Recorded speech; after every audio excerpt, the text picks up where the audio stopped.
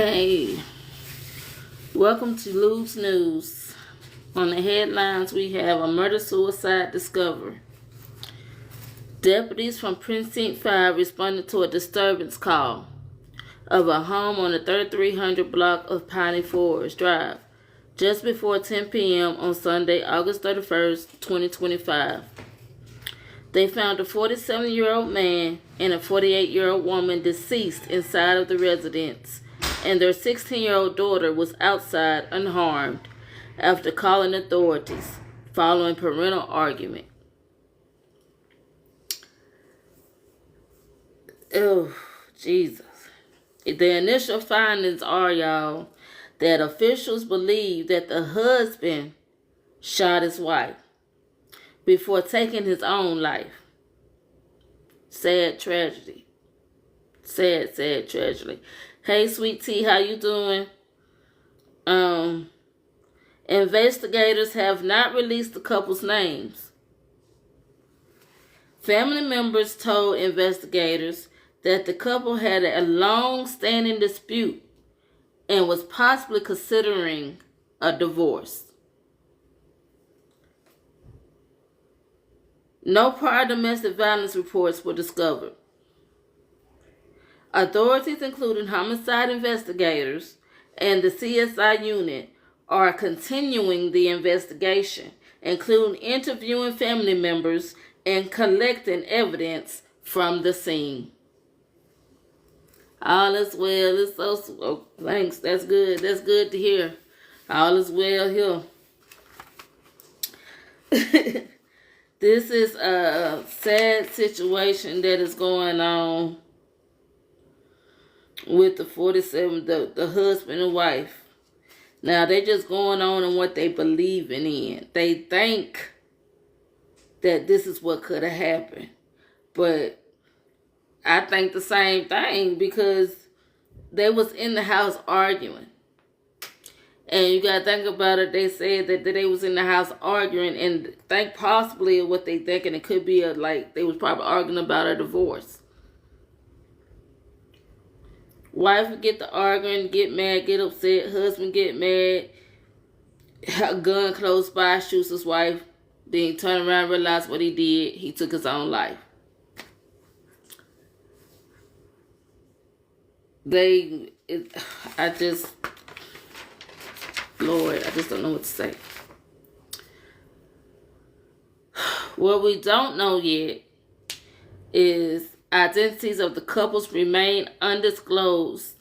Their names and stuff, the identities. No information has emerged about any history of domestic violence. And details like whether any letters, notes, or suicidality indicators were present have not even been reported. There is no word yet in possible mental health factors or what precisely triggered the fatal altercation. So right now, they just going on what they think with this situation. What we can expect is the sheriff's office may share more details such as calls, certification, or identities after further investigation. Local news outlets and community groups might provide more context or tributes if the family becomes public. And findings from interviews or forensic results like autopsy reports or ballistic analysis may come to light in coming days. So that's something we do know that we can expect probably in a couple of days or so. We'll probably talk about an update on the shooting. I mean, it's just, y'all, it's sad. This is a sad situation that we have to keep in prayer. And it could be your family. This could be your family. It could be your child. We just have to keep the world prayed up, y'all.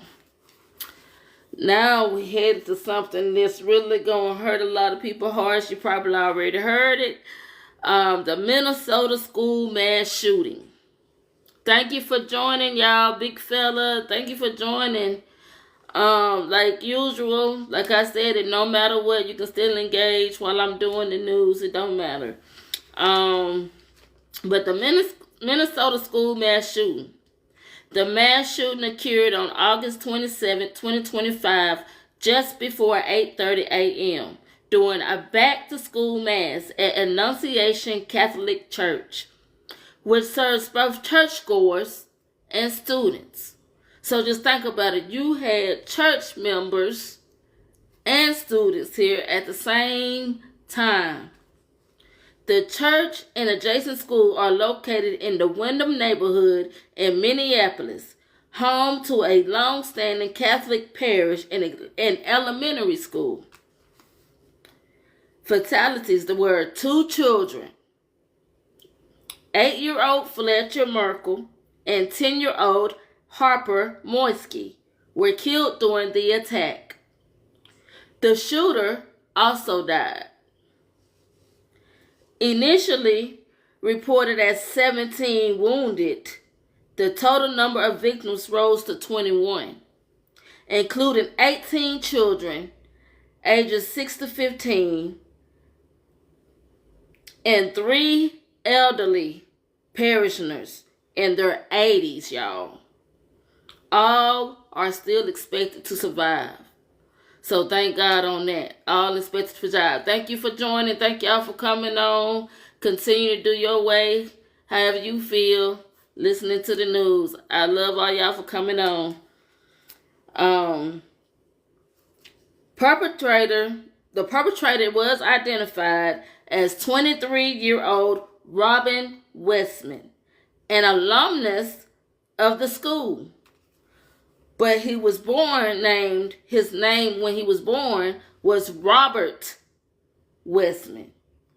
A name change was legally approved in 2020 as the individual identified as a female. So now we got the person that did the shooting at this school, went to this school. It was a Catholic school. Grew up in this school. Then turns around and you shoot the school up with elderly people and church members there at the same time. Come on now. Come on, hey, Angie, how you doing? Come on now. People that's worked at the parish. But we finna get more deeper into this. I'm trying to tell you. Legally approved in 2020 as the individual identified as female. The shooter's mother was previously worked at the parish. Westman fired from outside the church through stained glass windows using a legally obtained AR-15 style rifle, a 12-gauge pump-action shotgun, and a 9mm semi-auto pistol. An estimated 116 rifle rounds were fired plus shotgun shells. The handgun malfunctioned with live rounds stuck in the chamber. Hey, for mamas like me, like us. Y'all, that's sad. But there's more to it. There's more to it now. The motive, they have the motive for this child doing this that once was born a boy and changed himself into a girl. His motive of doing this, of shooting this school, this Catholic school that was hooked onto a church, was ideology of hate. Hate, y'all. Hate. You ain't heard the last of it. You ain't heard the last of it. Investigators discovered hundreds of pages of writings and videos revealing deep-seated hatred towards various groups. Y'all already know what the groups are. Black people, Mexican people, Jewish people, Christians, and even former President Trump. The only group the shooter did not hate were other mass killers documented fascination with past school shooters. Now, y'all, that is sad. That's sad. It's sad. Westman posted videos and writings showing weaponry inscribed with hateful messages like "Kill Trump," "6 million wasn't enough," names of notorious mass shooters, and reference to the Holocaust. The videos have since been removed. Thank y'all for joining. If you're enjoying yourself, y'all can just double tap the screen for me. I would love that. Mental health. Additional reports suggest Westman expressed remorse over transitioning the emotional conflicts relating to gender identity, some blaming family pressure. These personal struggles were woven into the manifesto, written partly in a mix of English and Cyrillic script. He was just, I don't know. The FBI is investigating the shooting as an act of domestic terrorism and a hate crime specifically targeting Catholics. Warrants have been executed at the church and 3 residencies, yielding extensive writings and digital evidence. The gunfire locations and alignment suggest a calculated, premeditated attack. Yeah, it's you can say it's what they expect. Yeah, it is. Calls for change. City leaders include Mayor Jacob Frey renewed calls for gun control and mental health intervention, emphasizing the need for protective policies around schools and places of worship. So that was good right there. That was good on that note. Now we're going to more breaking news, which is a California baby killed before mother's false kidnapping. The baby was 7 months old, Emmanuel Harrell. Reported missing on August 14, 2025, Emmanuel's mother, Rebecca Harrell, age 41, claimed she was attacked and lost consciousness while changing her son's diaper outside of a store in Yucaipa, California. When she awoke, her baby was gone. The last confirmed sighting of Emmanuel was August 5th, up to 9 days before his mother, the alleged abduction, raising immediate red flags. Investigators revealed inconsistencies in Rebecca's story. Authorities quickly determined that no kidnapping took place.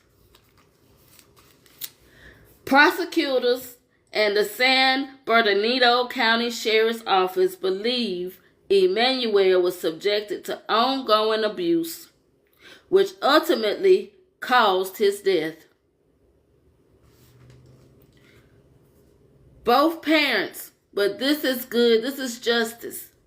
This is what I say justice right here, y'all. I'm finna get to both parents, Jake Harrell, age 32, and Rebecca Harrell, were arrested and charged with first-degree murder and filing a false police report. They are each being held on a $1 million bail and are scheduled for arraignment on September 4th, 2025. Now, I sit here and I say that this was justice because you gonna sit there, call these folks up on a false kidnapping about your baby when the situation that you say that they said that happened, your baby lost consciousness or whatever when you was changing your baby diaper right there in your face. Why you just didn't call the police and tell them the real story? I don't know what's going on with my baby. I mean, who's with me? Y'all with me? I don't know what's going on with my baby. Somebody needs to come quick. Somebody needs to come quick. I would have been probably running outside, doing everything I could possibly do.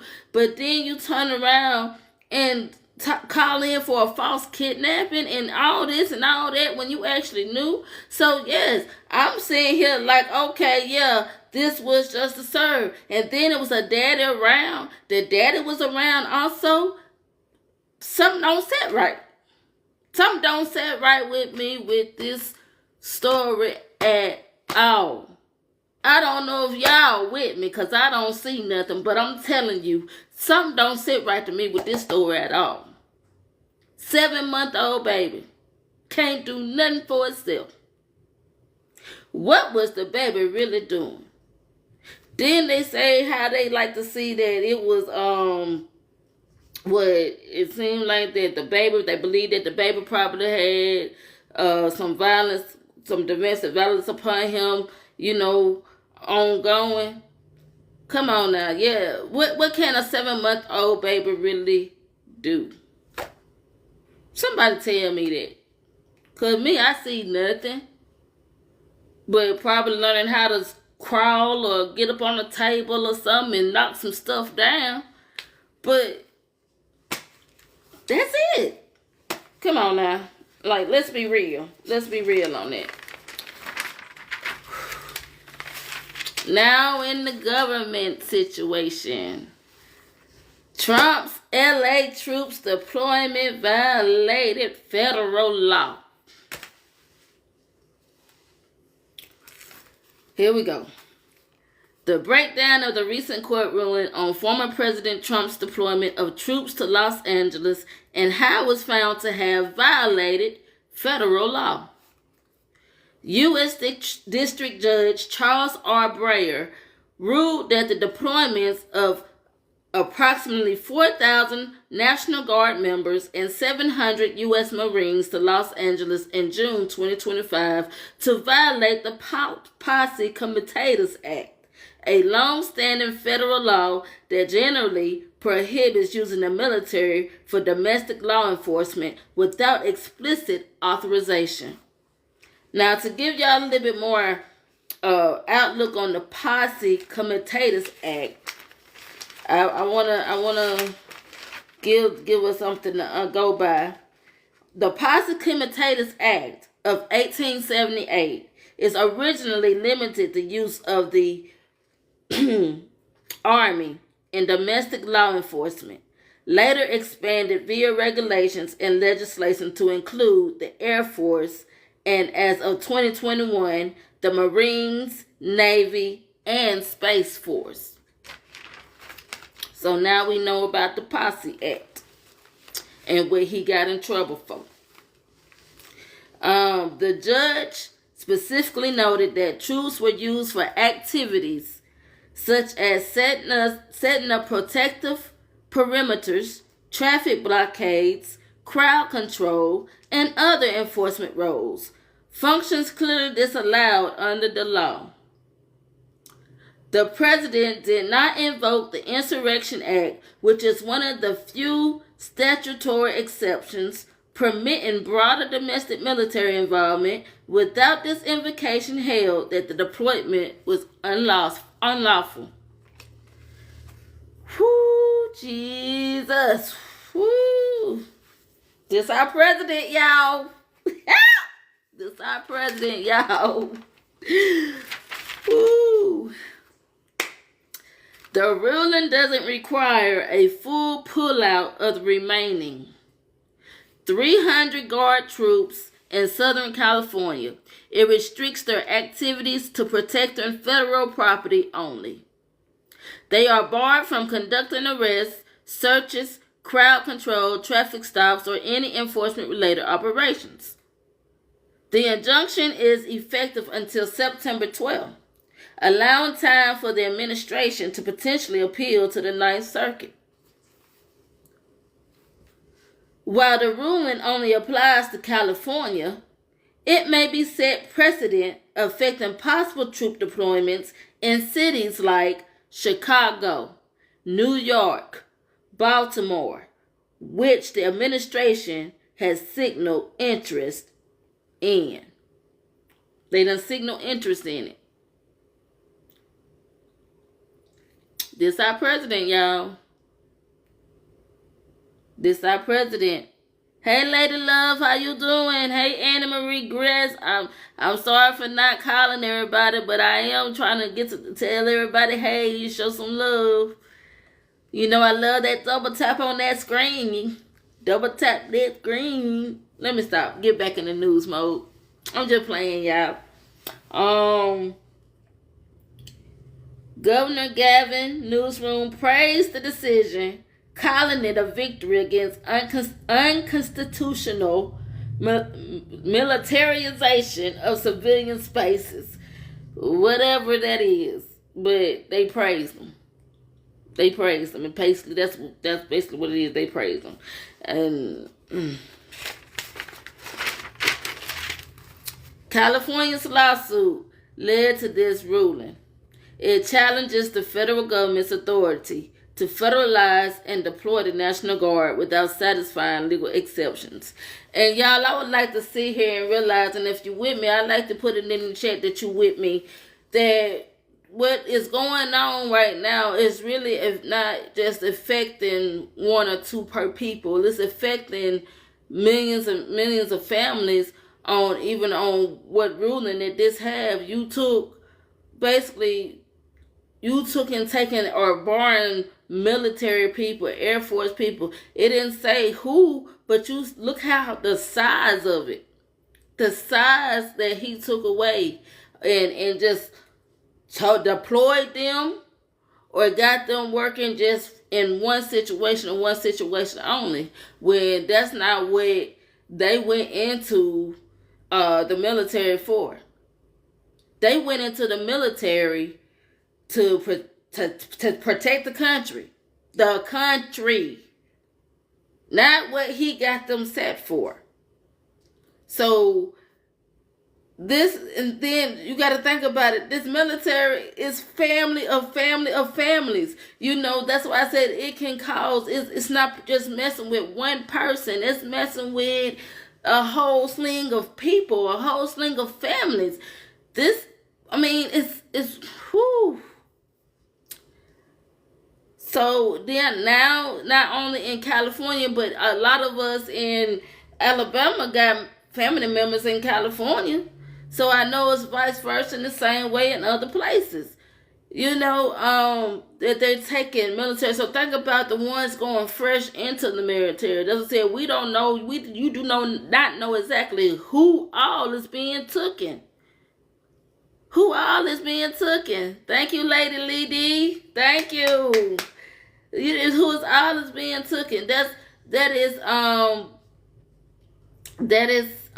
really is what I'm looking at when it comes down to this going on in the world, especially our military troops and leaders and stuff like that with family. And I say that because my dad was military. So I put it in the situation as if my dad was still in and he wasn't retired and this happened.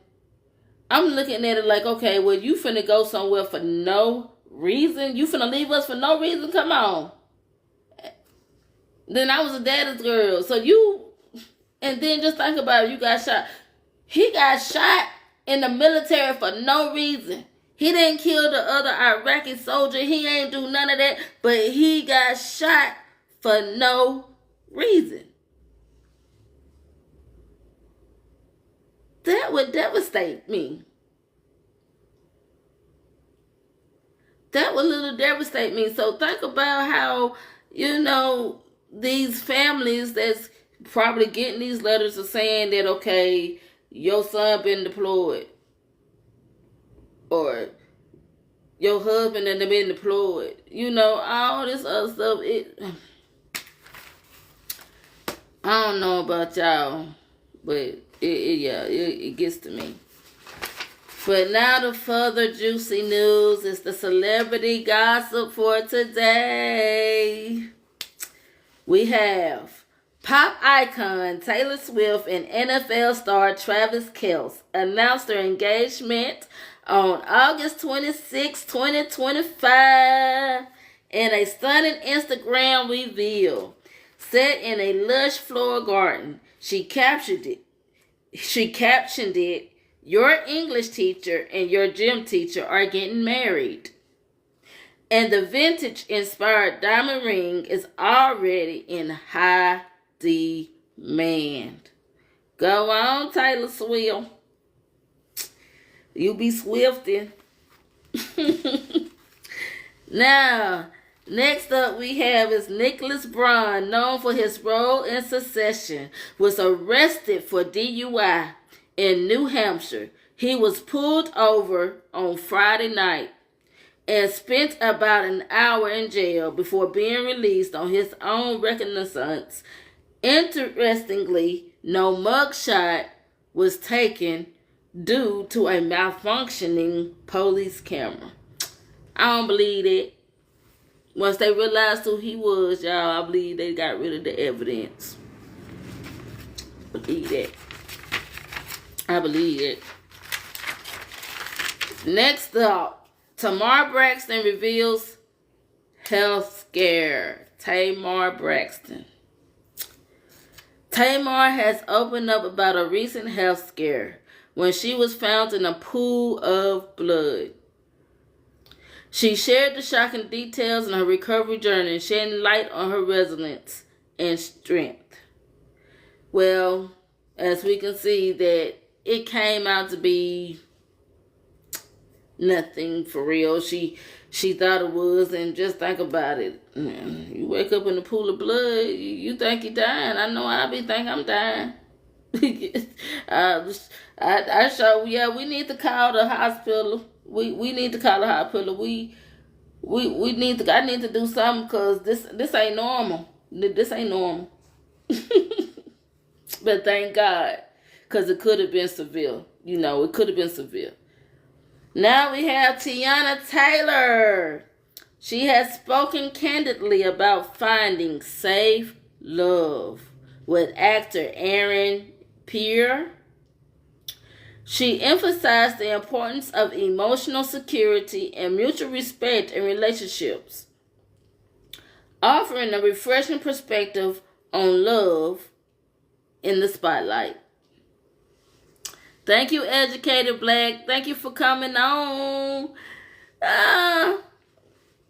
You always know what to do. Teyana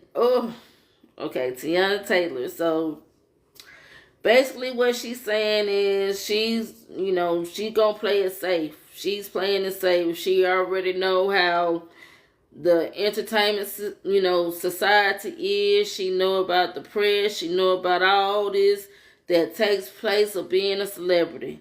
So when it comes down to dating, she don't want, I'll say she doing good because she's protecting his heart. I would say it like that. You protecting his heart. You don't want all that to be going on him and they trying to dig and find out who he is, what he about, what was his lifestyle and this and that, and then put him all out there in the open. So I understand that. She just being protective. And if I even knew Aaron Pierre or something and act like he didn't, understand, she just being protective of you. It's a lot to go into the entertainment industry. It's a lot. There's a lot that you have to take and you have to worry about when you go into the entertainment industry. I'll tell you what. Now, this is what I see.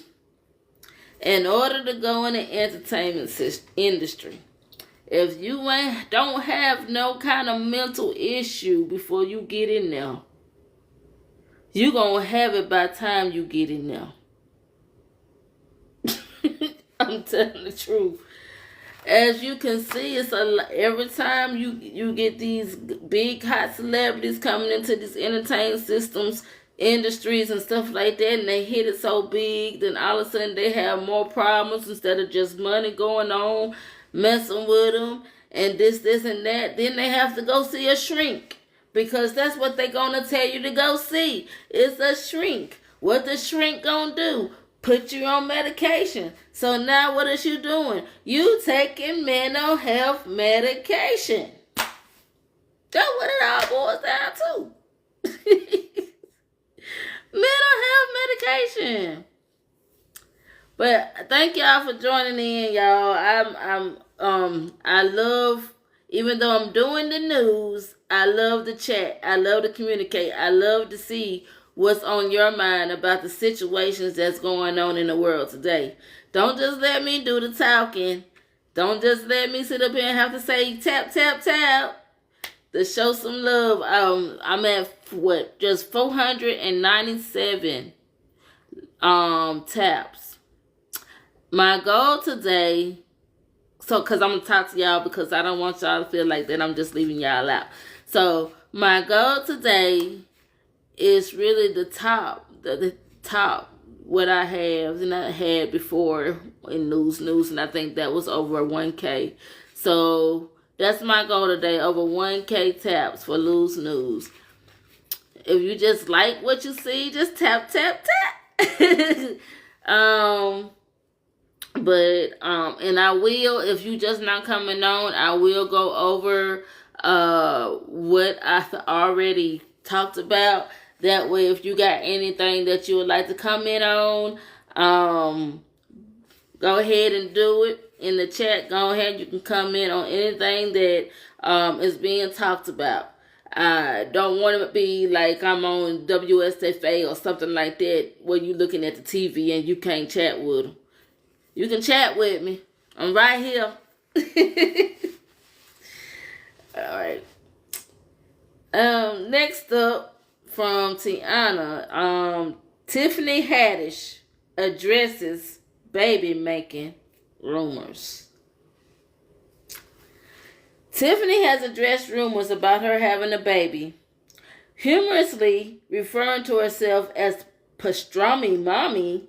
She also shared her celebrity baby daddy wish list, adding a playful list on the ongoing speculation. So she just playing around with it. Y'all, to me, with this being said, is I'm thinking, to my knowledge, because she want everybody to think of, mine be wondering, oh, she pregnant, oh, no, she ain't pregnant. To keep the little thing going. And I understand that. But what I think is she's not pregnant.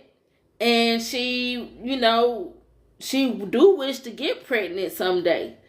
Because you got to think about it. Tiffany from the hood. Tiffany Haddish is from the hood. And you got to think like a hood chick. You out there and you out in the open and you a big time celebrity now, and folks just come up with their own thing about what they think about you and this and that. So with her being in this top, she gonna think smart. She gonna think hood. Come on now. So when it comes down to it, yeah, I probably would play along, be playful with it too, because it really, for one, it really ain't your business if I am pregnant. But then if I'm playing around like she was playing around, talking about showing the celebrity baby daddy wish list and just playing around like that and just saying that, well, that gets me to understanding of saying, hey, well, yeah, I would like to be pregnant one day, and I wish, and this is what I wish might can happen, and I wish this can happen, and I wish that can happen. But that don't legitimately say she pregnant. She ain't pregnant. She ain't, to me, that's what I'm saying. That's what I'm going to keep with. She ain't pregnant. Because she black. And I don't know. But I know me as a black mama. Now, we done had some that done had babies. And they don't hardly show. But you barely get few of those. When we get pregnant, we get pregnant. We get pregnant. Come with me. Tell me if I ain't telling the truth. Put it in the chat if I ain't telling the truth. We get pregnant. Shh. Ongoing speculation. She ain't pregnant. She ain't pregnant.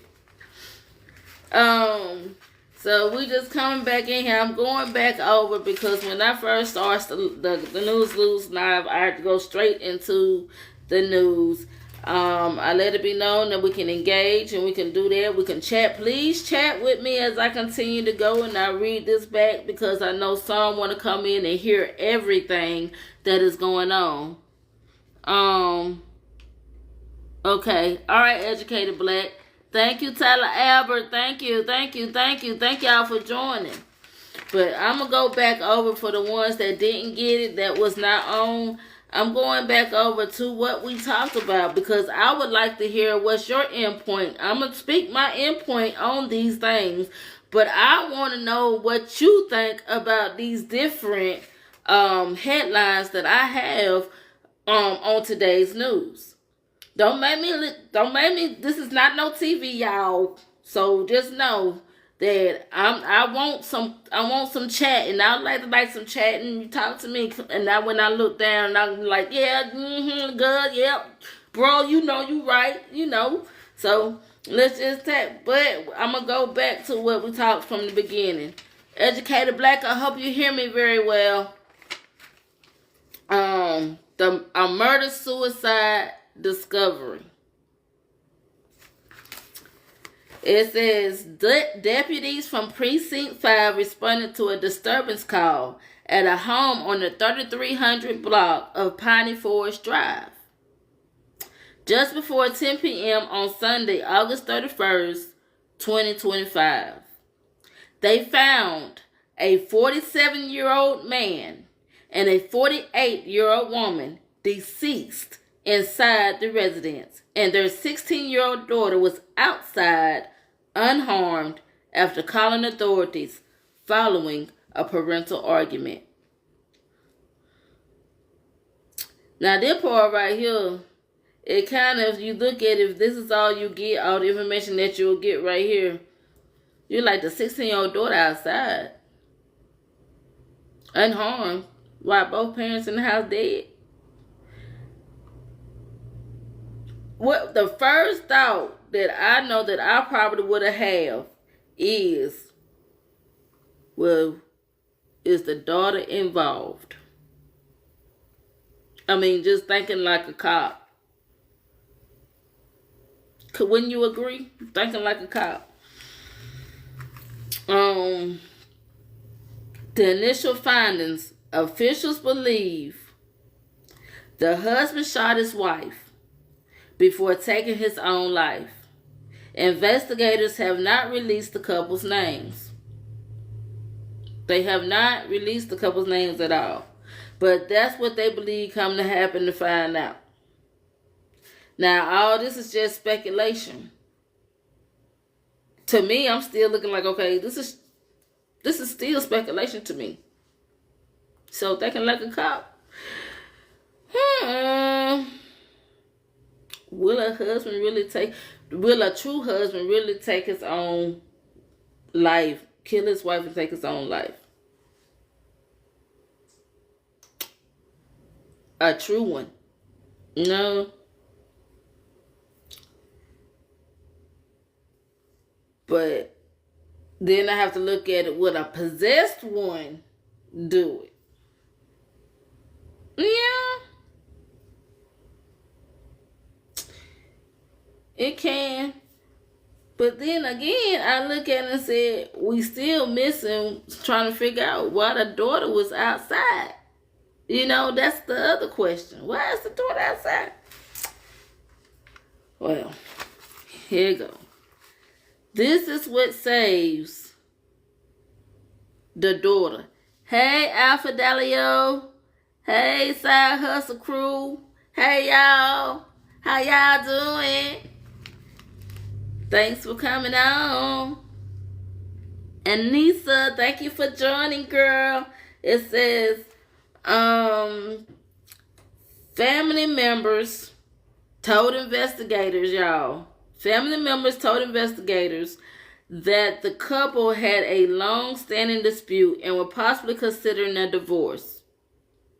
So this is what family members said. No prior domestic violence report. But that's what got me. No prior domestic violence reports were discovered. No prior domestic violence reports were discovered. So they say officials believe that the husband shot his wife, right? Before taking his own life. Then they turned around and are saying that the dispute were possibly considering with the dispute, they was probably considering a divorce. So that was in their mind too. It possibly could be a divorce. But now you see that there were no prior domestic violence reports even discovered with this husband and wife.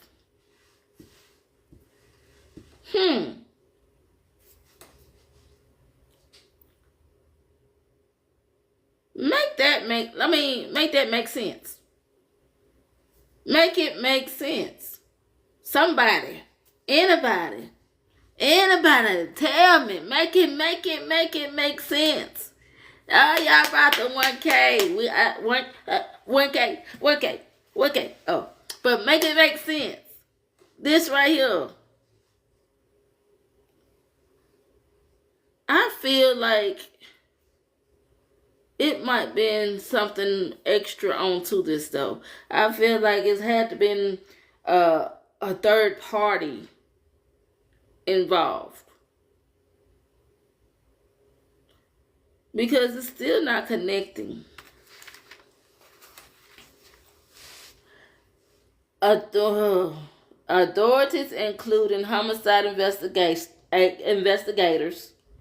and the CSI unit, are continuing to investigate, including interviewing family members and collecting evidence from the scene. They continue to do this. And this happened on August 31st. They still investigating, y'all.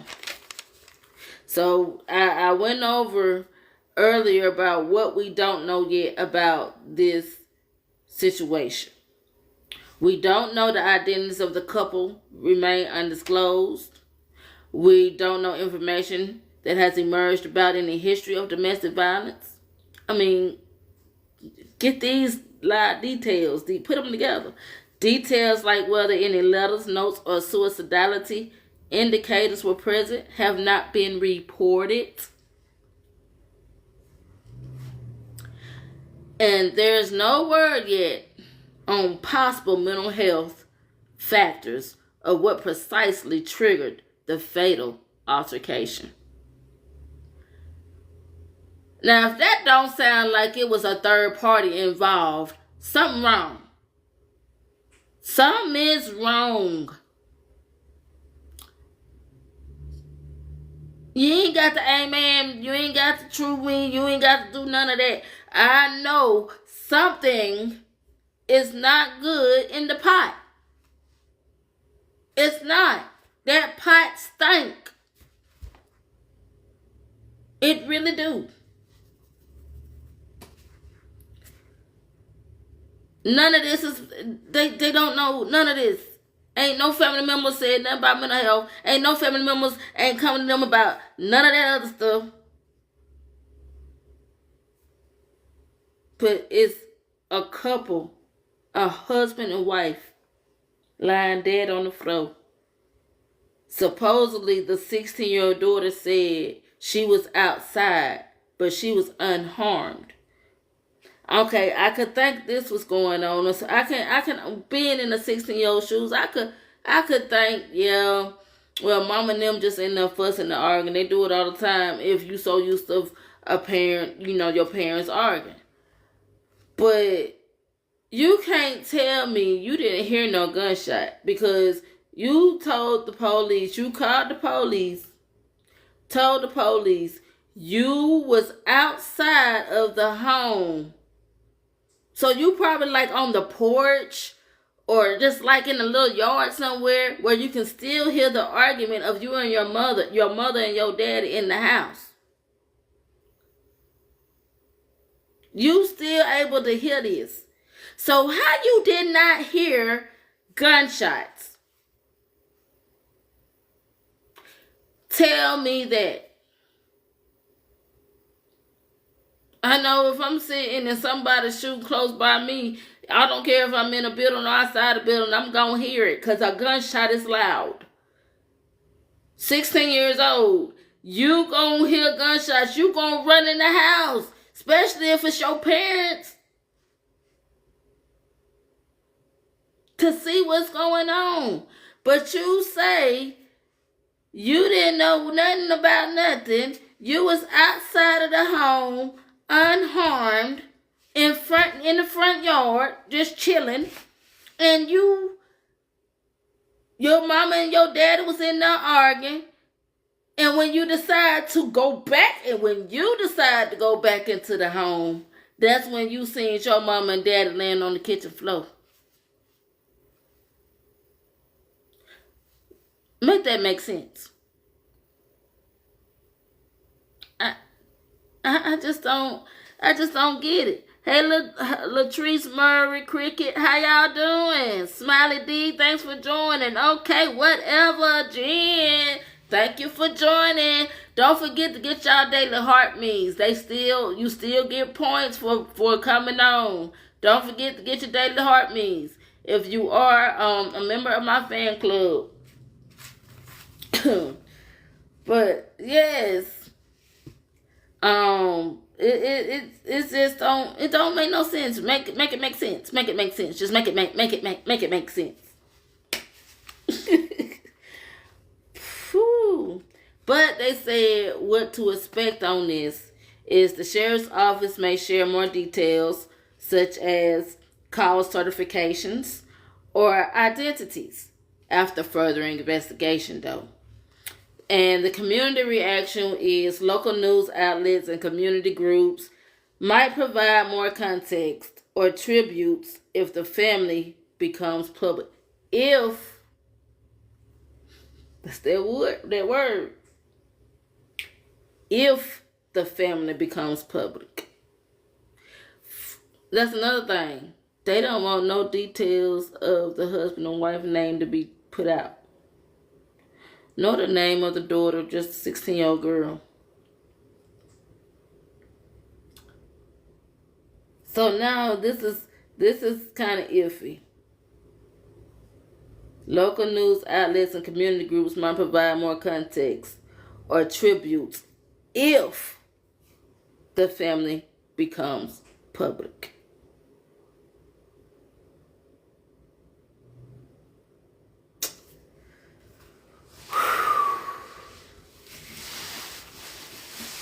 That's something to think about right there. It's like a hard pill to swallow.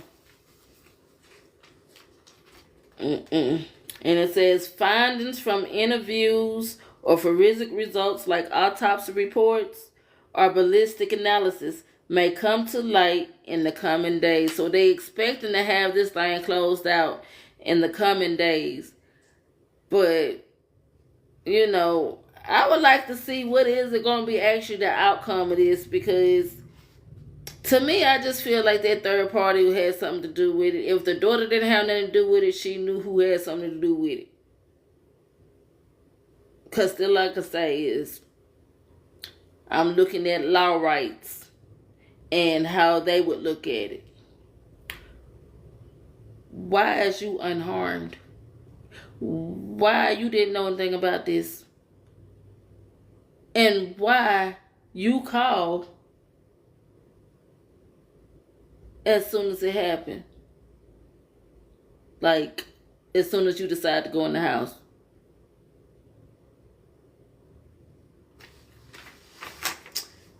Something smells fishy.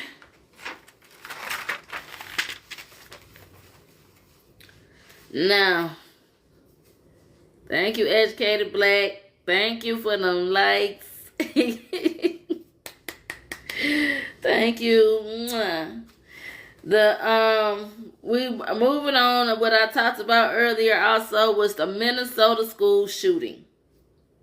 Minnesota school shooting. Another one. How DJ Khaled say it? And another one. The mass shooting occurred on August 27th, 2025, just before 8:30 a.m. during a back-to-school mass at Annunciation Catholic Church, which serves both churchgoers and students. And this is what I said earlier. A shooting occurs at Annunciation Catholic Church, but it's also a school. So you already know you're going to have people that go to that church coming there. And you know you're going to also have students coming there.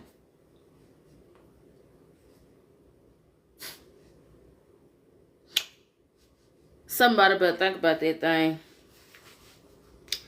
The church and adjacent school are located in the Wyndham neighborhood in Minneapolis, home to long-standing Catholic parish and an elementary school.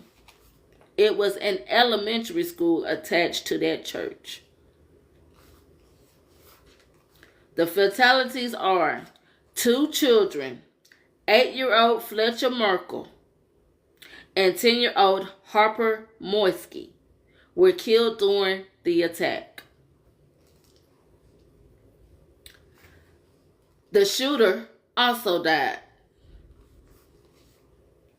Initially reported as 17 wounded, the total number of victims had rose to 21,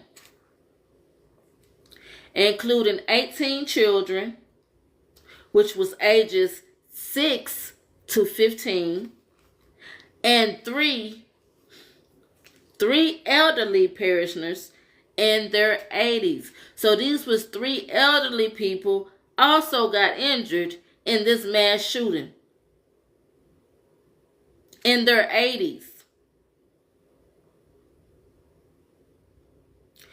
Not to get that we have an 8-year-old to die and a 10-year-old to die in this school shooting, this mass school shooting. The rest of them got injured, but still, that is still not good. I don't know if the other ones that was on here earlier understood, or they were just sitting there listening to get the news, but I want y'all to talk to me. This is not good. I need somebody to tell me that, am I just not hearing this, or this ain't good? I mean, please tell me what y'all partake of it, because I can't get my hands or my arms or my head, none of that wrapped around it. It says, but this is also something that I cannot get myself wrapped around. Every time I read it, I'll be in awe. The perpetrator is identified as 23-year-old Robin Westman, an alumnus of the school. Robin went to the school. But listen, this is a twist. Robin Westman was actually born Robert Westman. A name change was legally approved in 2020 as the individual identified himself as a female. You grew up in this Catholic church that had this school, elementary school, right beside it. You used to go to the school. Your parents are both Catholic. You know almost everybody at that school and at that church. But you decide to come shoot up the place and cause all this chaos. Y'all can speak. Don't hold y'all mouth. To tap on how you feel. Let me know how you feel about this. Let me know. Put it in the chat. How y'all doing? Did the school have anything to do with him becoming Robin? You, I don't know. I don't know. And that's about no justification whatsoever. That's right. I really don't know. You know, that thought crossed my mind. I really don't. Woo. Yeah. But this ain't that ain't it. That ain't the end of it. His name did change. He identified himself as a female before he died. The shooter's mother was previously working at the parish. The mama was working there.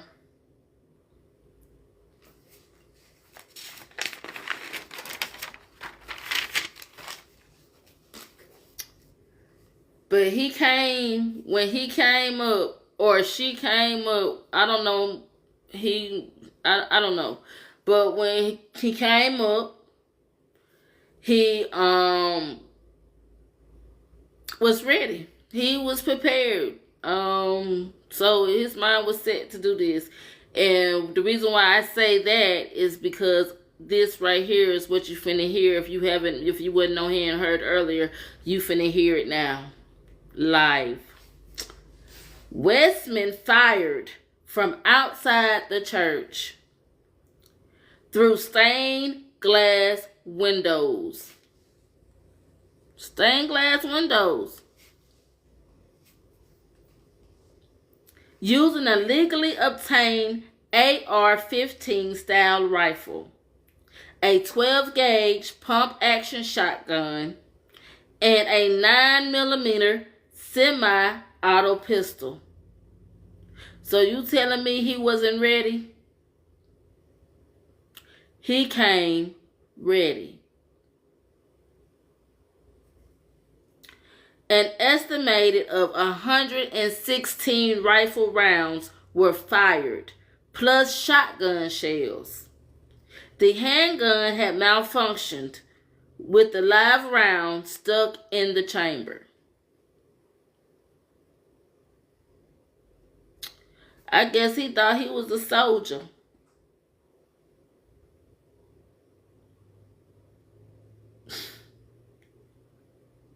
Innocent people got hurt. Innocent people got hurt. Innocent children. 2 children had to lose their life. Family members of these 2 children that lost their life got to go on without having their 8-year-old, their 10-year-old, seeing them grow up, seeing them make it, trying to see them just graduate high school and go to college. All that got taken away from them in a twinkling of an eye. Because of Robin Westman, who was born Robert Westman, that went to school there, that went to church there. Both parents were Catholic members there. And you come ready with all this stuff. An AR-15 style rifle was enough for me to hear. But you have an AR-15 style rifle and a 12-gauge pump action shotgun. So you were hunting too? Not only that, but the 9mm semi-auto pistol. So what, you ready to do a drive-by too? I mean, he was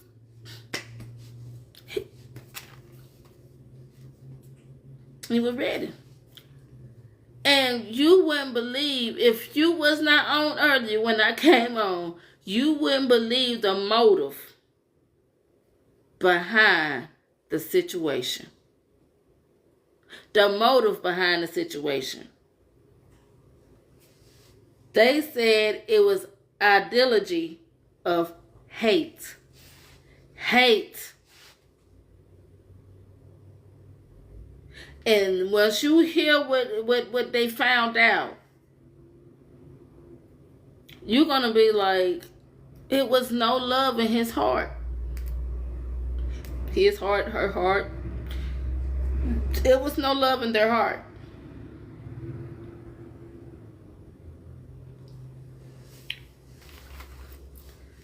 It says, investigators discovered hundreds of pages of writings and videos revealing deep-seated hatred toward various groups. Groups finna be called Black people, Mexican people, Jewish people, Christians, and even former President Donald Trump. He had writings and videos of this. Hating blacks. I mean, we popped up first. Hating black people. Hating Mexican people. Hating Jewish people. Hating Christians. And Trump. People that ain't never did nothing to him and don't even know him. Hated him. Because I sure didn't know him. Did any one of y'all know him? The only group the shooter did not hate were other mass killers documented fascination with past school shooters. You know that this action had to be sent straight from the pit. You know it. This was what you call it? This was already on the list. This was something already that they wanted to be done. They said we have detected inactivity during the live. Uh-oh. Let's see.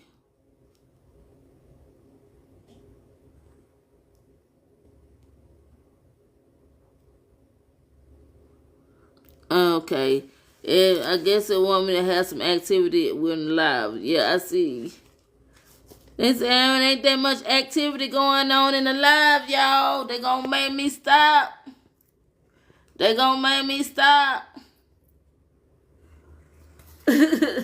Thank you, Educated Black, for some activity, because they sure just said it. In about 4 minutes, they gonna cut me off if I don't have no activity in my life. I'm sorry. Thank you for joining. Thank you for sharing. Yeah, let me go ahead and tell everybody share. Like my page, subscribe. If you ain't got your daily heart meat, go on and get your daily heart meat. If you feel like joining my fan page so you won't miss nothing that I have to come, nothing juicy, no tips, none of that, go ahead and hit that follow button. I'm here. Let me see what else I have to say. Y'all just come on. Topic too real. Yeah, the topics is too real. Y'all come on and could just put some action into the chat and all this so TikTok will not cut me off. Because I know it be juicy. Hey, how you? I'm doing good. TikTok won't cut me off. So I think when he's talking about he hated everybody, but he don't hate past serial mass school killers, shooting killers or whatever. He don't hate them, but he hated everybody else in the book. You might as well say, I ain't the real saying. You welcome. But it didn't make it no better that he wrote them. Westman posted videos and writings showing weaponry inscribed with hateful messages like "Kill Trump," or 6 million wasn't enough, or just names of notorious mass shooters, in reference to the Holocaust. The videos have since been removed. So just think about it. This boy was possessed. And that's the way you can't, it wasn't nothing but evil in his heart.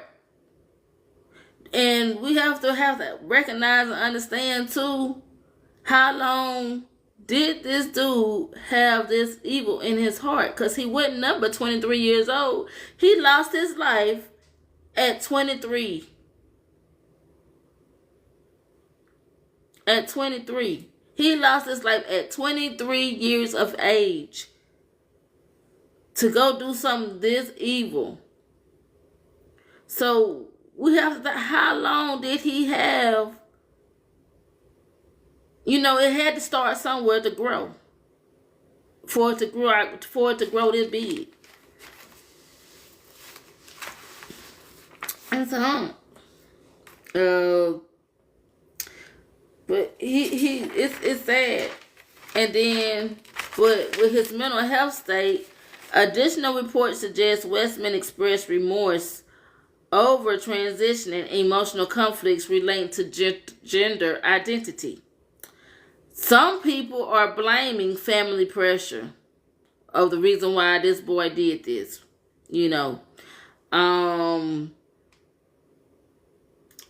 These personal struggles were woven into the manifesto, written partly in a mix of English and Cyrillic script. Everything they found, it was written different in English and another language also.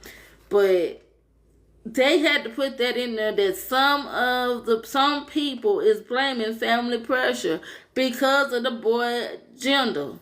But you gotta, I don't consider that as family pressure. They're Catholics. And that's why I was like, with him growing up as a Catholic, he should already knew or already come to mind, but you never know. I'm not blaming the parents, because I'm not even trying to put it on the parents, but you have to look at it all the way around. You get me? You have to look at it all the way around, because they're going to check about inside of the home. Like, that's just their duty. That's government duty, that they're going to come in and they're going to check about what actually happened in this home when he was a young boy, for him to have this kind of hatred, this kind of hurt, or this kind of emotion in him to do something this evil. Something have to start something to get to that point. The FBI is investigating the shooting as an act of domestic terrorism and a hate crime specifically targeting Catholics. Hey, Lillian Marina. Now, I did say y'all come over here, y'all come on, y'all can still engage and chat with each other. Holler back at me while I'm doing the news. It's still the same. It's still the same. Got to keep our chat up. And don't forget your daily heart means, so you can get your points for this live. But they said warrants have been executed at the church, and 3 residencies yielding extensive writings and digital evidence. The gunfire locations and alignment suggest a calculated, premeditated attack. But they couldn't do nothing but calculate that, because all this was premeditated. You knew what you was doing. You knew what you were finna get ready to start to do. And then, but what you didn't see was that you was gonna get killed the same day. You didn't see that. You were blind by that point. You lost your life at 23. Along with who you done killed, an 8-year-old and a 10-year-old child. But the city leaders, including Mayor Jacob Frey, they renewed calls for gun control and mental health intervention, emphasizing the need for protective policies around schools and places of worship. And you know what? I think that need to be set up for every other state around here in the U.S. Because you hear so much about school shootings and you hear so much about shootings inside of a church. I think that should stand up for every state around here, because you'll never know where and when anything like this will happen. This is in Minneapolis. But think about the other school shooting that was in Phoenix. They're two different places. So I do believe that America needs to take a stand on this.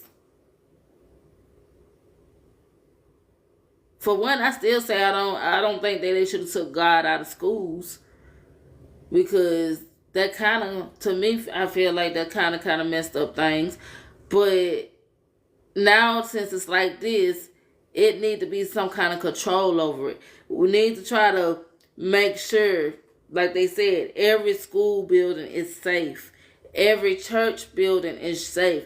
I don't care. It's a building of worship. Every worship building is safe, because the enemy is out here, and the enemy is ready to kill, steal, and destroy, like he been saying, like the word been saying. This is in debt. This is in debt. So now it needs to be some action taking place in these areas.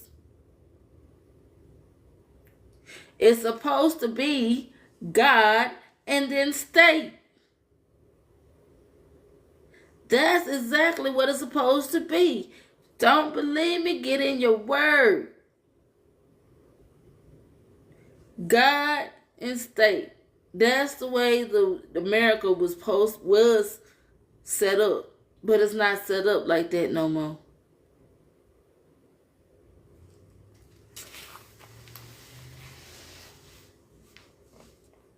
How y'all doing? Thanks for coming on. Crystal and Johns, how you doing, girl? How you doing? Don't forget to get your daily heart meets. And if you want to subscribe to my fan club, you can. But all I normally just ask is for you to double tap that screen. Let me know that you here. That way I can see it. I love hearts. Hey Java, thank you for joining. Thank y'all for joining. Just double tap that screen. Let me know that you here. Let me know that you here. I love hearts.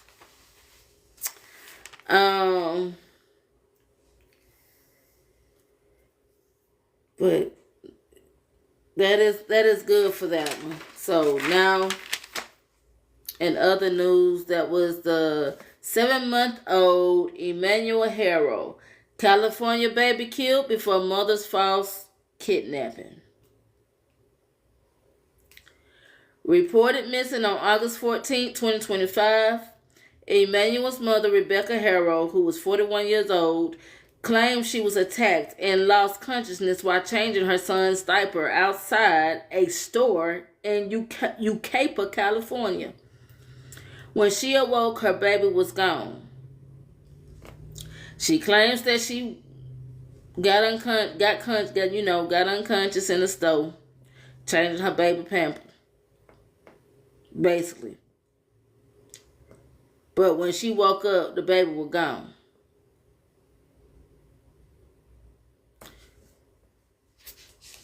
I can't see myself believing that. I mean, it just seems unbelievable. It seems unbelievable.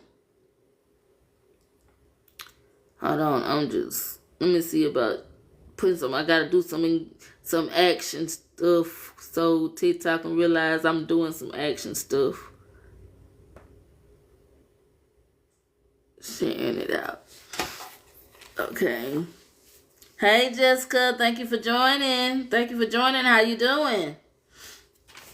Uh, but I don't believe that one bit. But the last confirmed sighting of Emmanuel was August 5th, up to 9 days before his mother, the alleged abduction, raising immediate red flags. Before his mother, when she was saying she got abducted. Investigators revealed inconsistencies in Rebecca's story. Authorities quickly determined that no kidnapping took place. So she just lied, which it sounded like a lie. She lied about the kidnapping and the baby being gone with her being conscious. Prosecutors in the San Bernardino County Sheriff's Office believe Emmanuel was subjected to ongoing abuse. Now, this is what got me. They believe that he was subjected to ongoing abuse. I mean, you got to look how the mother acted. How is she acting? She lied and said that she was unconscious while changing the baby pamper at a store in Ucapa, California.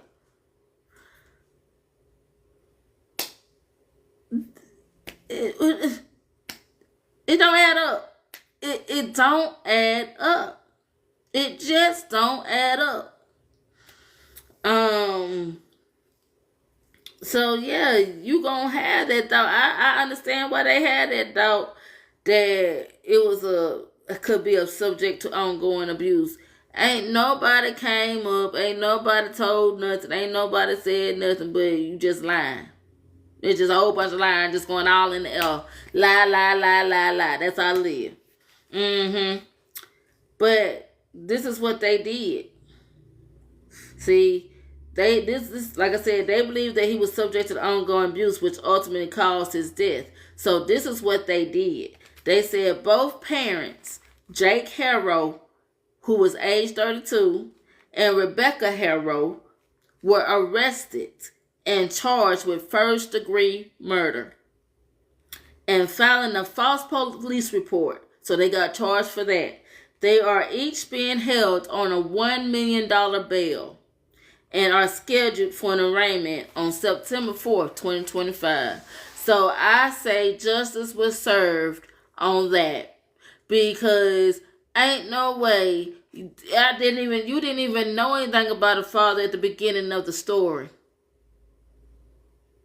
So the father was there all the time with the mama, and then the mama called a report and say that she was at a store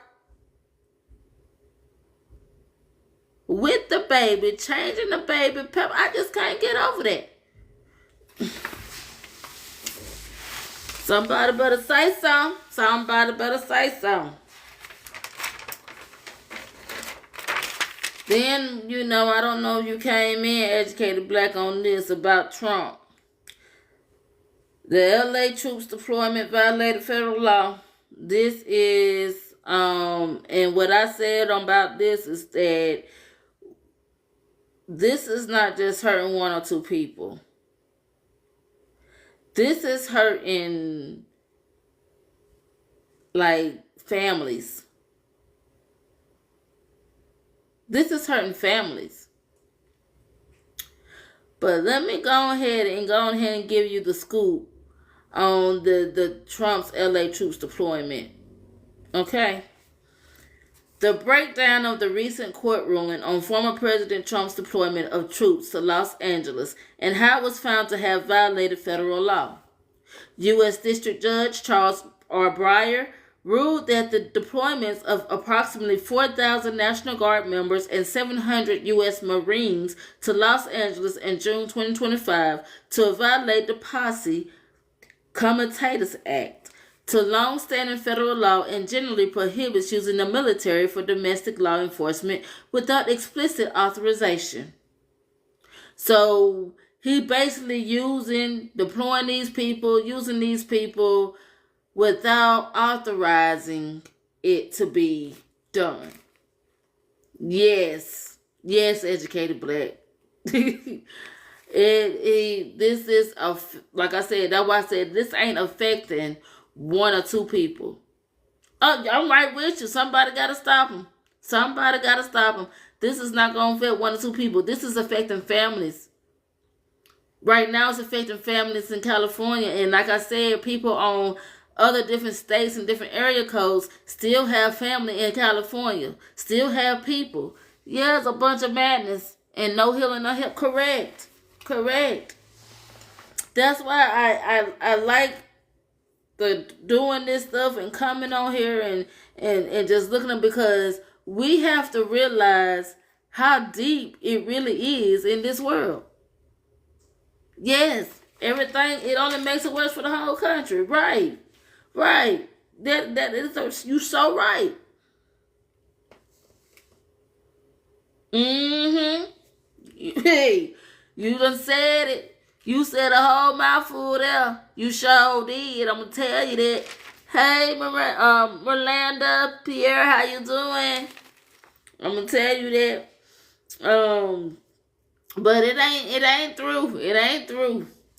It says the judge specifically noted that troops were used for activities such as setting up protective perimeters, traffic blockades, and crowd control, and other enforcement. Rowe's functions clearly disallowed under the law. Trump was doing all this, deploying these troops, getting these troops put to the side just for his own cause. Just for his own cause. And he didn't, but the thing is, you might probably could have got one or two or whatever, but you didn't go through guidelines. You didn't go and get it authorized about allowing to have this on writing that you got these people to come over here, or you want these people to come over here and do this. So you messing with, like I said, you messing with families. Talking about fight crime. Yes, talking about fight crime. Yeah. It's like, I said, this our president. This our president. It don't even sound right coming out my mouth, but this our president.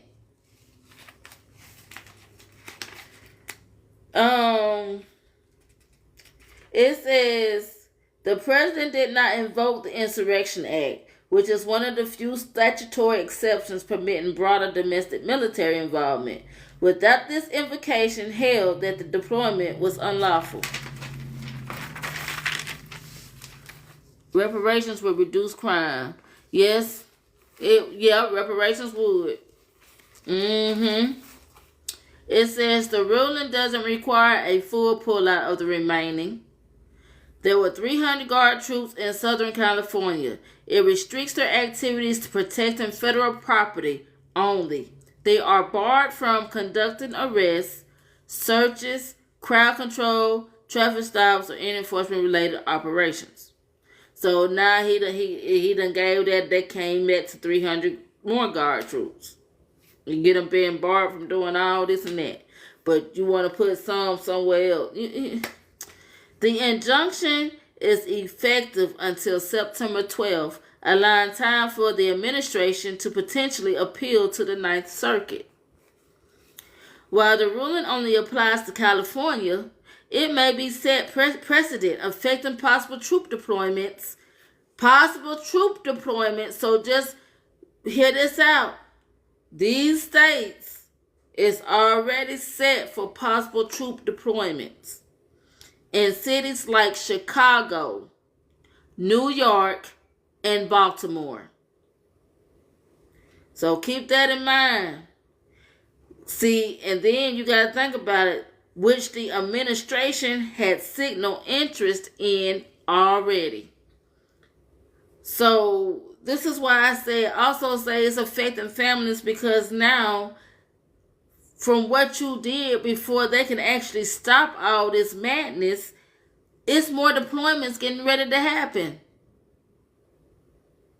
It's more finna get ready to happen. That tells you right there where it says that the administration already signaled interest in these states, Chicago, New York, and Baltimore, that it's going to be troops troop deployments in these cities of these states.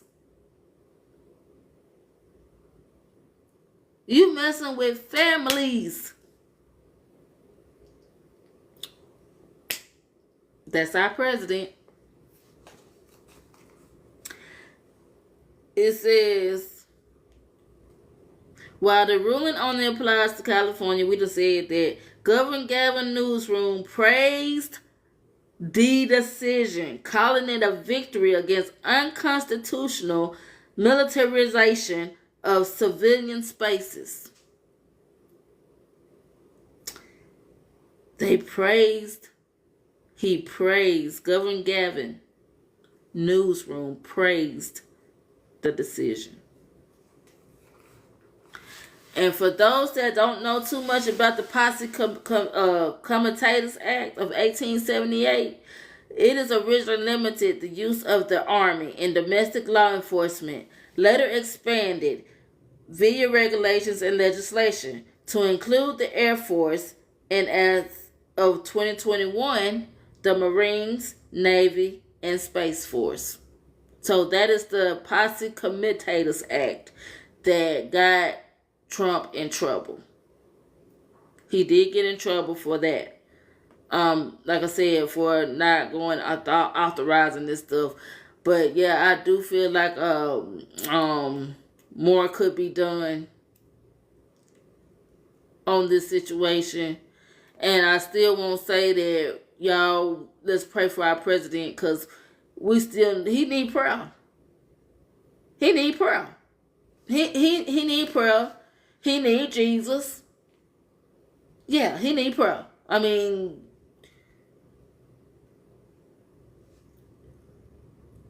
I don't even know that he know what he doing. I really don't.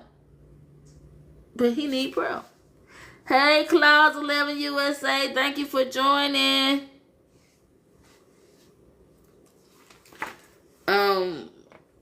It's Trump is something else.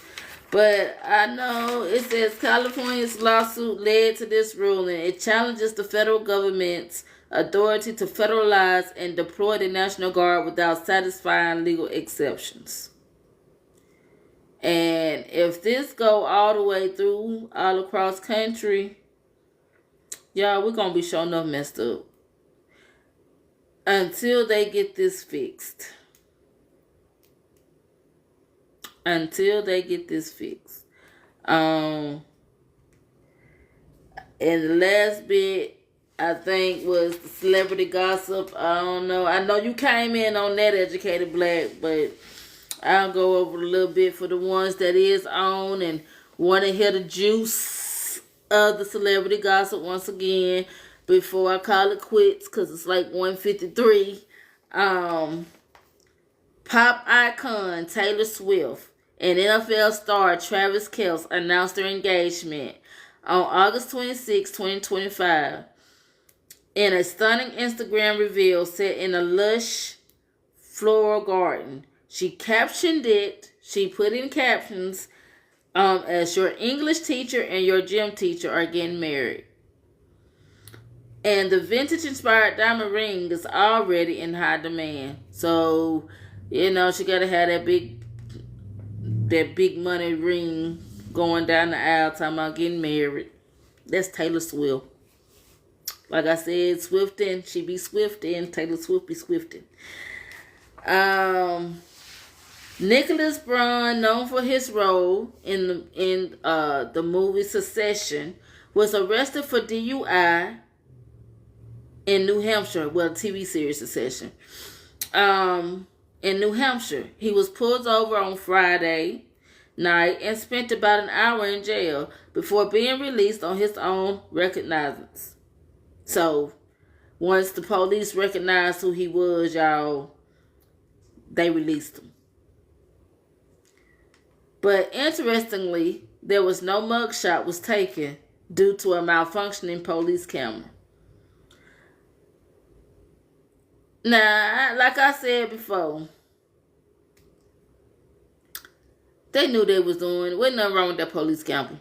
Wasn't nothing wrong with that police camera. And they knew who that man was and know he was a big time TV star, and they just let his tail go. That's all it was. Go on. We're gonna just get rid of the evidence. That's what we're gonna do. We're just gonna put it under the rug. That's what they did. That's what they did. Hey Farley, Darmani, how you doing? Thank you for joining. Thank you for joining. Thank you for stopping in. Tamar Braxton reveals the health scare. I think we have heard about the health scare. I talked about the health scare.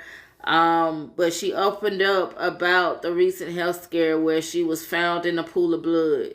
You know, we heard about all that.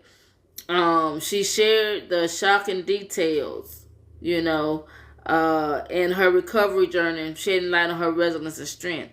So it wasn't nothing bad to the point that Tamar was just gonna die, basically. But thank you, Jesus, that it wasn't. You know, thank you, Jesus, that she coming out and she's shedding light on it, and she letting everybody know that she's okay.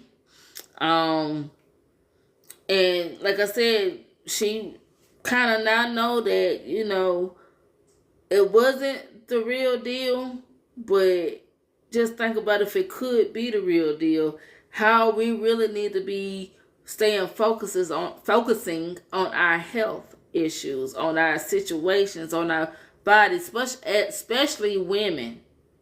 As women, we go through so much that we need to start, and I'm speaking to myself. I'm speaking to myself because I haven't been to a doctor in a good while.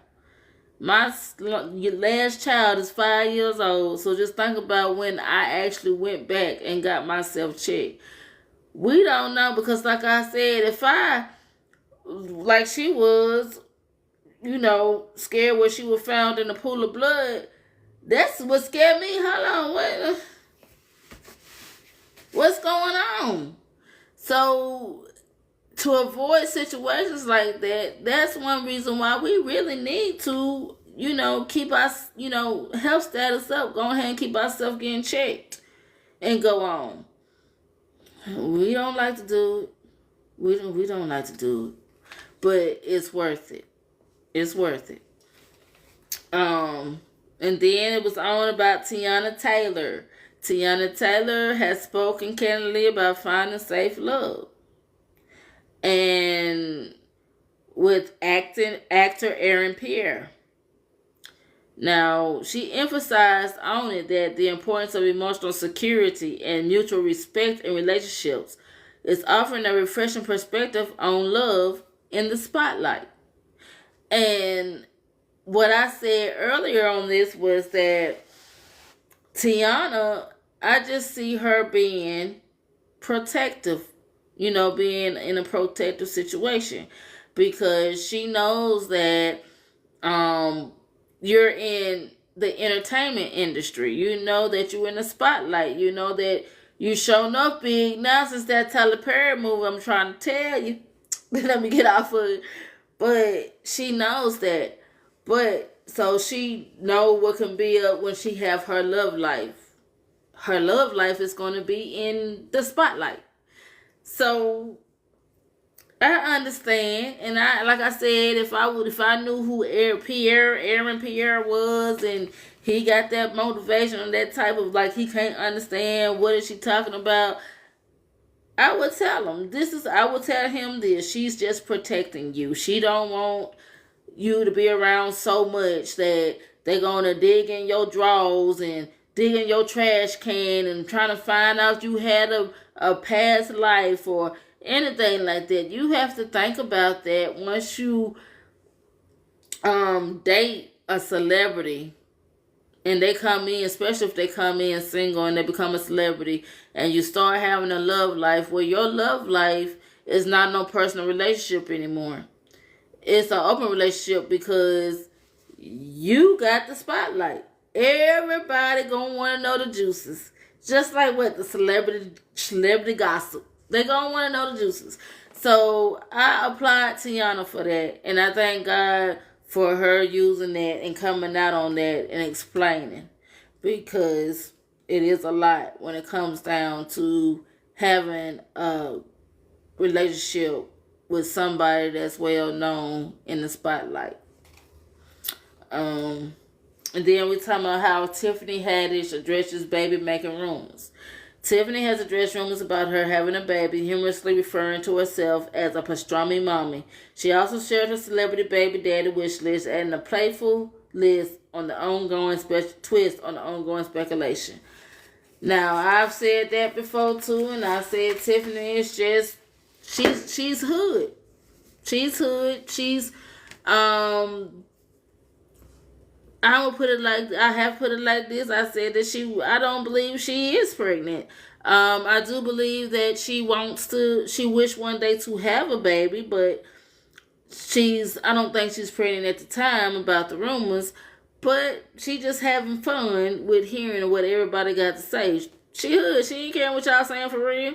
And then she already gonna feel like a lot of the stuff that she do ain't none of your business.